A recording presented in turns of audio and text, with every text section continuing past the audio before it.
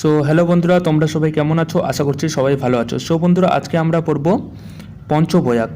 কোন নদীর সাথে কোন নদী মিলে তৈরি হয়? বিষ্ণুপ্রয়াগ, নন্দপ্রয়াগ, কর্ণপ্রয়াগ, রুদ্রপ্রয়াগ ও দেবপ্রয়াগ।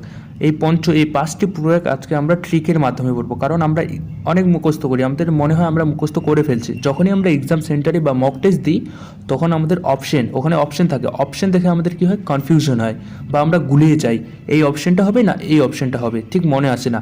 তাই তোমাদের জন্য আজকে নিয়ে আসছি আমি একটা ট্রিক। এই ট্রিকের মাধ্যমে তোমরা কোনো দিন এই টপিক থেকে আর কোনো কনফিউশন হবে না, একবারে ক্লিয়ার। তুমি অপশন দেখবা, ডাইরেক্ট অপশন ক্লিক করবা, ঠিক আছে? সো চলো আর দেরি না করে আজকের ভিডিওটা শুরু করা যাক।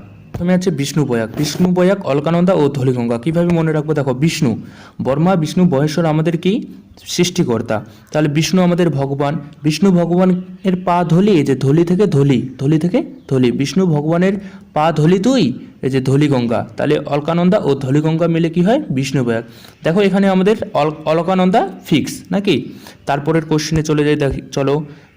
তারপরের কোশ্চেন আছে নন্দপ্রয়াগ, অলকানন্দা ও নন্দাকিনী। এটা সোজা, এই যে নন্দাকিনী আর নন্দ একই, সোজা। অলকানন্দা তো এখানে ফিক্স, অলকানন্দা ও নন্দাকিনী মিলে কি তৈরি করেছে?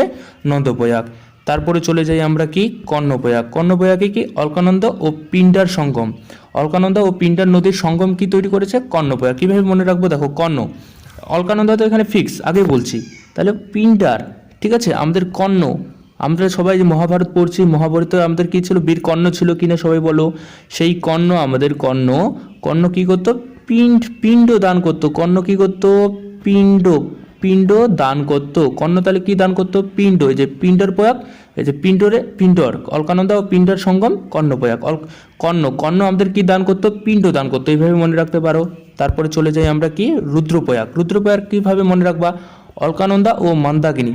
তোমরা সবাই রাশ্মিকা মন্দানাকে চিনো, পুষ্পা মুভির আমাদের হিরোইনি বা অ্যাক্ট্রেস যে ছিল রাশ্মিকা মন্দানা, তার টাইটেল কি ছিল? মন্দানা। সো মন্দানা কি? রুদ্র, তার রূপটা রুদ্রর মতো। কেমন? তার রূপটা কেমন ছিল? রুদ্রর মতো। মন্দাকিনীর রূপটা কেমন ছিল?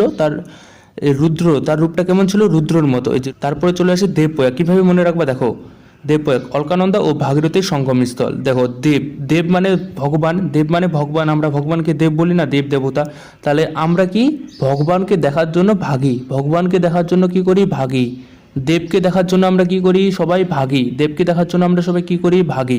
তাহলে দেবপ্রয়াগ, অলকানন্দা ও ভাগীরথীর সঙ্গমস্থল দেবপ্রয়াগ। তো বন্ধুরা, সবাই তোমরা ট্রিকটা বুঝলে অবশ্যই ভিডিওটাকে লাইক করবে।